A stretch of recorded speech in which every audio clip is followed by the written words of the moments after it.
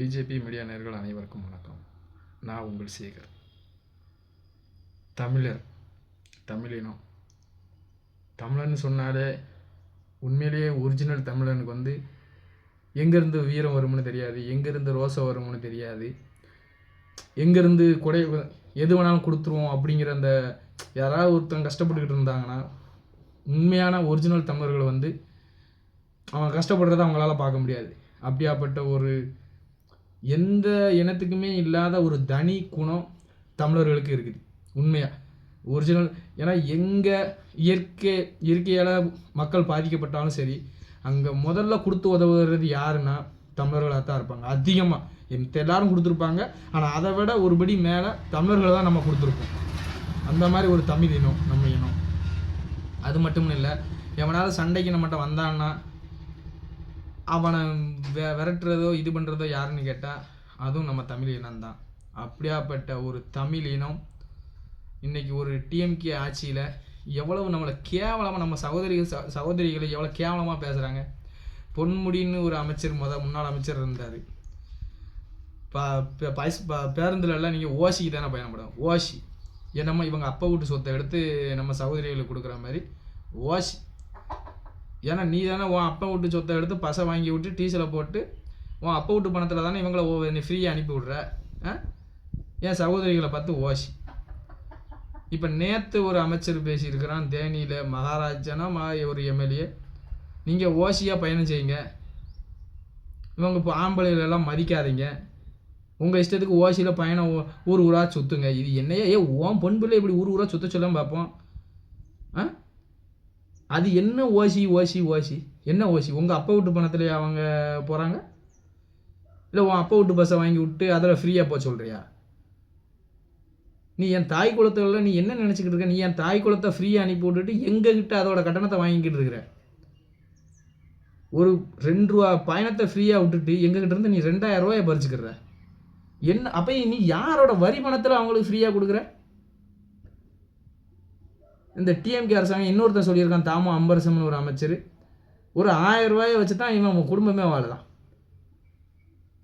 நீ உயர்த்தியிருக்க விலைவாசி உயர்வுக்கு 1000 ரூபாயை வச்சு பச்சை தண்ணி கூட வாங்கி குடிக்க முடியாது. 1 லிட்டர் தண்ணிக்கேனா 45 ரூபா. ஒரு நாளைக்கு ஒரு கண்ணாலும் 10 நாள், ஒரு மாதத்துக்கு தண்ணிக்கே கூட நீ கொடுக்குற 1000 ரூபா பத்தாது. இதை வச்சு தான் என் தமிழனை குடும்பம் நடத்துதோ, குடும்பம் வாழுதோ. சரி, நீ அந்த 1000 ரூபாய் வச்சு உன்னால குடும்பம் நடத்த முடியுமா?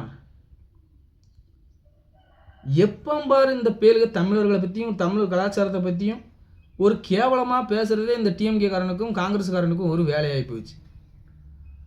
தமிழ்நாட்டில் தமிழக மக்கள் எவ்வளோ தூரம் முட்டாளாக இருந்தால் அந்த டிஎம்கே அரசாங்கம் நம்பி இன்னும் எவ்வளோ பேர் இருக்காங்க. எங்கேயோ உள்ளவனுக்கெல்லாம் இவன் சேர்ந்து போராடிக்கிட்டு இருக்கிறான். ஆனால் தமிழ்நாட்டில் இதில் அவ்வளவு நாரி போய் கிடக்குது. இவங்களோட பெண் சுதந்திரம் என்னென்னா, நேற்று உண்மையிலேயே அந்த இதை பார்த்த உடனே எனக்கு ஐயோ நம்ம வீட்டு பெண்ணும் இந்த மாதிரி ஆயிருமோ அப்படின்னு ஒரு சுயநலம் இருந்தாலும் கூட, ஏன்னா இவங்களை மாதிரி இவங்க கிராமந்தோறும் நான் பார்க்குறேன் எது தடை பண்ணியிருக்காங்களோ அதெல்லாம் கிராமத்தில் அசால்ட்டாக கிடைக்குது. யார் சேல்ஸ் பண்ணுறாங்கன்னா இந்த டிஎம்கே காரன், அது ஹோல்சேல் அவன் தான் பண்ணுறான், பயப்படாமல் பண்ணுறான். எல்லா கடைகளையும் ஃப்ரீயாக ஒரு தங்கு தடையின்றி கிடைக்குது. ஒரு நமது நாட்டின் தேசிய கொடியை ஏந்தி போக அனுமதி கொடுக்க மாட்டேங்குது இந்த காவல்துறை. ஆனால் அந்த கஞ்சாவோ அபினோ அப்புறம் இன்னொன்று இந்த ஹான்ஸோ இதெல்லாம் தடை பண்ணியும் கூட தங்கு தடையின்றி கிராமம் முதல் ஆட்சியில் கூட பயந்து இங்கிட்டலாம் கிராமந்தோறும் இதெல்லாம் இல்லவே இல்லை. பிளாக்கில் தான் மது விற்றுக்கிட்டு இருந்தாங்க, தெரியாமல் அங்கனங்கன்னா 1-2 பேர் வச்சு விற்றுக்கிட்டு இருந்தாங்க. இப்போ பயப்படாமல் விற்றுக்கிட்டு இருக்கான். ஏன்னா விற்கிறது டிஎம்கே காரன் விற்கான், காவல்துறை வாரான், அவனுக்கு தேவையானதை வாங்குறான், போய்கிட்டே இருக்கிறான். இளைஞர்கள் பூரா போதைக்கு அடிமையாகி ஒரு தரம் இந்த டிஎம்கே மட்டும் ஆச்சு. அது இன்னும் 1 வருஷம் இருக்குது.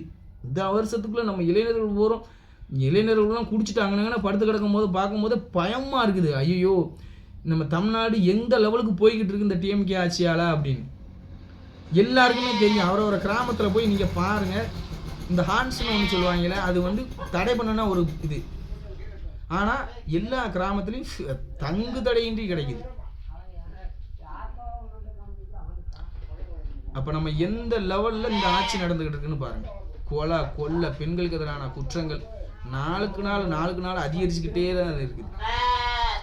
ஒரு நம்ம சகோதரி மேலே ஒருத்தன் கை வைக்கும் போதே அவன் கையை வெட்டி இருந்தவனா இல்லை அவனுக்கு சரியான தண்டனை வாங்கி கொடுத்துருந்தா இந்த தவறு திரும்ப ஒரு தடவை நடக்குமா? ஆனால் அந்த தவறை அண்ணா யூனிவர்சிட்டியில் ஞானசேகரன் ஒருத்தன் யார்? டிஎம்கேக்காரன்.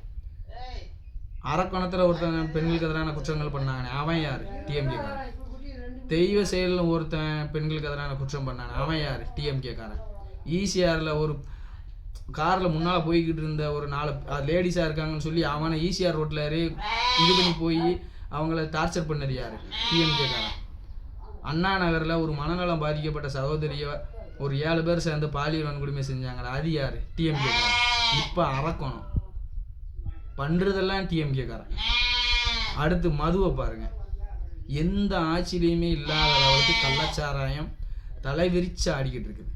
யார் விற்கிறா, சேல்ஸ் பண்ணுறா? டிஎம்கேக்காரன் சேல்ஸ் பண்ணுறா.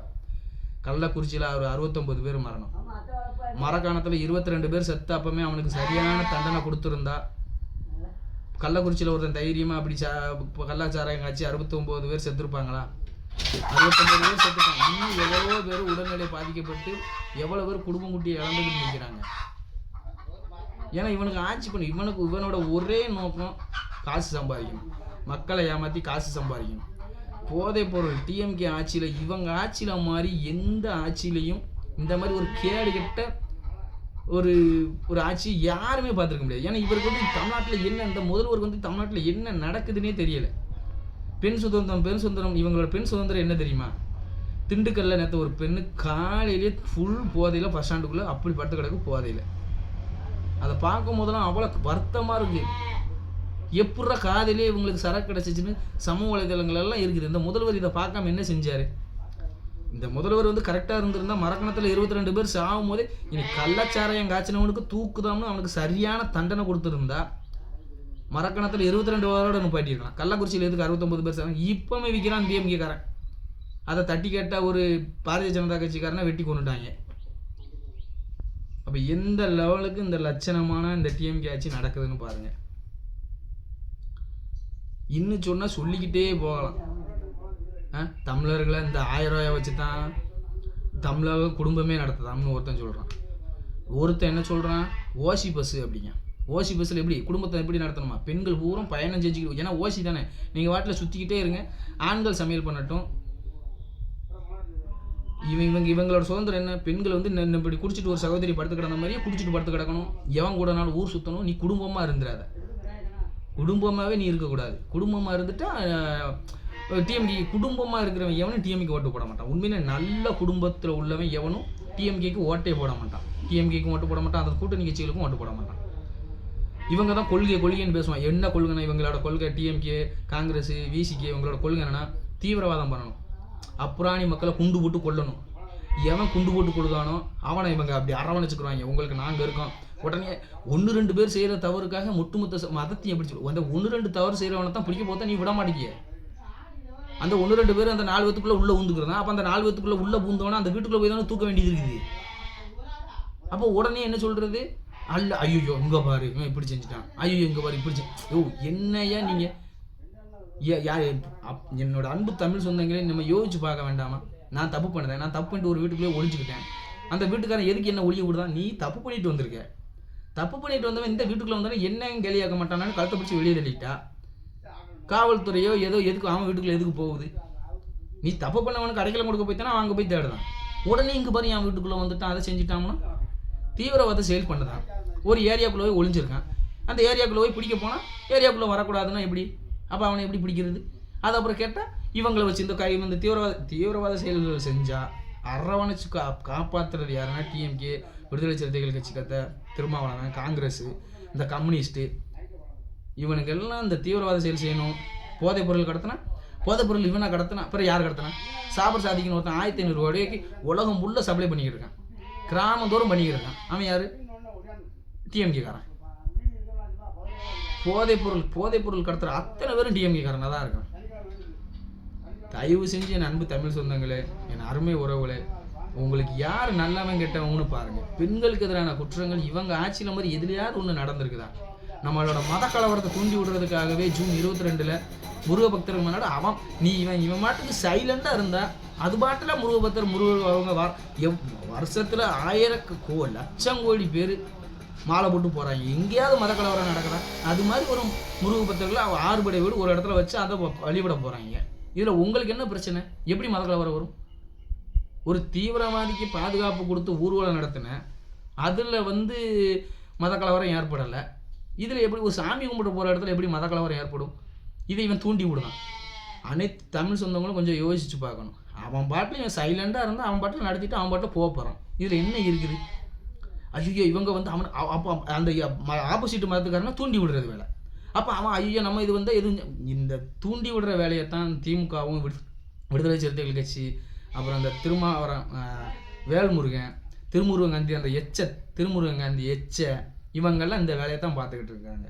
தயவு செஞ்சு அனைத்து சொந்தங்களும் புரிஞ்சுக்கிட்டு இந்த டிஎம்கேவும் அதன் கூட்டணி கட்சிகளும் வருகிற 2026 சட்டமன்ற தேர்தலில் தொடச்சி தூர எறிஞ்சால் மட்டும்தான் உன் வீட்டு பெண் பிள்ளையும் பாதுகாப்பாக இருக்கும், உன் வீட்டு ஆண் பிள்ளைகளும் பாதுகாப்பாக இருப்பாங்க.